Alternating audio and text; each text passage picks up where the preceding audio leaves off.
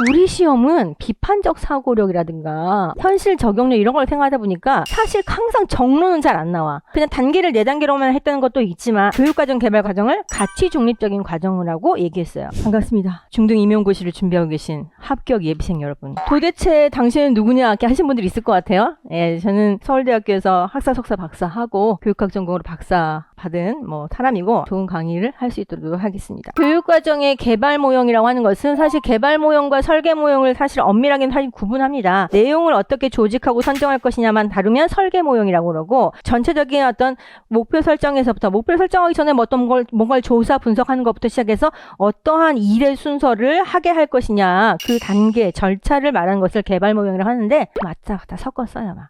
그래서 종합해서 그냥 교육과정 개발 모형 하면 가장 기본이 되는 모형은 타일러의 모형인데 우리 시험은 비판적 사고력이라든가 현실 적용력 이런 걸 생각하다 보니까 사실 항상 정론은 잘 안 나와. 그것을 비판하는 이론으로 누가 이런 얘기를 하는데 예를 들면 앞에서도 공식적 교육과정이 뭐냐 이런 거 묻지 않아요. 이것 이외에 잠재적 교육과정이라는 게 있다는데 그걸로 생각하면 어떤 지금 상황이냐 이렇게 묻잖아요. 그러니까 타일러의 교육과정 개발 모형은 이제 기본이니까 그냥 알아두시고 객관식에서는 이게 엄청 나왔죠. 이게 하나하나 여기 하나 여기 다 나와. 하지만 우리 시험에서는 이건 다 안다고 생각하고 여기서 이제 여러분 좀 더 알죠? 하면서 그 다음 걸 보통 묻죠. 어쨌든 간에 타일러의 교육과정 모형의 핵심은 뭡니까? 이 모형 자체는 교육과정 개발자가 따라야 할 절차를 제시해주기 때문에 처방을 해주는 답을 주는 역할이고요. 하지만 그 내용 자체를 하나하나 다 정해주는 게 아니고 따라야 할 절차만 제시하고 있는 모형이고요. 교육과정의 개발 과정 자체는 뭐에 가장 중요성을 두고 있다? 목표를 일단 선정해 놓고 그 뒤에 나오는 모든 단계는 목표를 달성하는데 적절한가 적절하지 않은가를 기준으로 판단하는 것이죠. 단계는 어떻게 됩니까? 교육 목표 설정하고 학습 경험 선정하고 조직하고 평가하는 이제 과정인데 이때 그래서 목표 설정 단계가 매우 엄격하게 얘기되고 있습니다. 목표는 기본적으로 최종적으로 가게 되면 내용 요소와 행동 요소를 포함하는 이원적인 어떤 요소로 구성되기 때문에 우리가 이걸 기준으로 해서 뭘 만들어요? 이원 목적 분류표 혹은 이원 분류표를 만들게 되는 것이고 이걸 근거로 해서 타당도를 따질 때에도 내용 타당도를 따지게 되는 것이죠. 그래서 이때 어떤 행동 요소를 가르칠 것이냐 어떤 내용 요소를 가르칠 것이냐는 결국 뭘로부터 출발한다? 교육 목표의 원천이라고 할 수 있는 학습자의 요구, 사회 요구, 교과 요구. 달리 얘기하면 그 당시에 논의되던 모든 요구들을 종합적으로 고려한다라고 하는 것이고요. 기존의 교과 중심 교육과정에서는 교과만, 경험 중심 교육과정에서는 뭡니까? 약간 뒤로 가면 사회까지 고려하지만 주로는 학습자의 요구 이런 것들을 좀 강조했다고 한다면 타일러는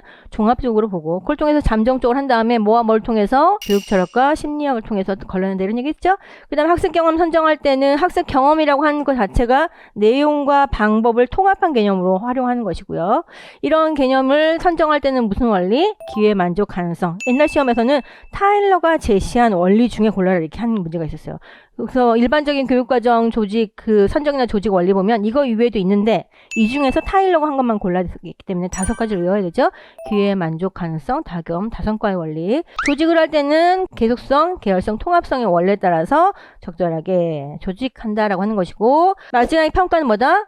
교육 목표 달성의 여부를 기준으로 타당한가 타당하지 않은가를 기준으로 해서 평가를 하게 되는 것이죠. 그래서 전반적으로 보자면 교육의 어떤 목표 달성에 전체적인 중점을 두고 어떻게 하면 이것을 보다 체계적으로 할 것인가 라고 하는 것에 대해서 얘기하고 있기 때문에 이 모형의 가장 큰 단점이라고 지적되는 건 뭡니까? 교육과정 개발 과정에 있어서 과정을 지나치게 단순화시키고 있어요. 단순화시킨다는 것이 그냥 단계를 4단계로만 했다는 것도 있지만 앞에서 뭐라고 했냐면 교육과정 개발 과정을 가치 중립적인 과정이라고 얘기했어요. 그게 무슨 말이야?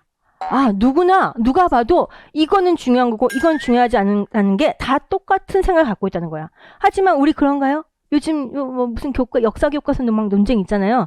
어떤 시대의 역사를 더 자세하게 가르칠 거고 어떤 사람을 긍정적으로 평가할 것인가 이런 요소들을 넣을 때 서로 맨날 싸운단 말이에요. 결국 교육과정의 개발 과정은 그렇게 단순한 과정이 아니고 매우 정치적인 과정이다라고 하는 생각들을 가진 사람이 있었고 그런 측면에서 이런 것을 비판하는 모형들이 나오게 되는 것이고요. 더불어서 이제 여기 요약자료에는 없습니다만은 아이스너 같은 사람은 눈으로 보기 어려워서 행동적 목표로 진술하기 어려운 것, 그 다음에 미리 예측해서 목표를 특정 짓기 어려운 교육하다 보니까 나오는 좋은 결과 이런 것들도 목표에 포함시켜야 된다 이런 얘기를 하게 되죠. 표현적 결과 목표라든가 문제 해결 목표 같은 그런 목표들도 포함시켜야 된다고 했기 때문에 그런 것들이 얘기가 되고 있습니다.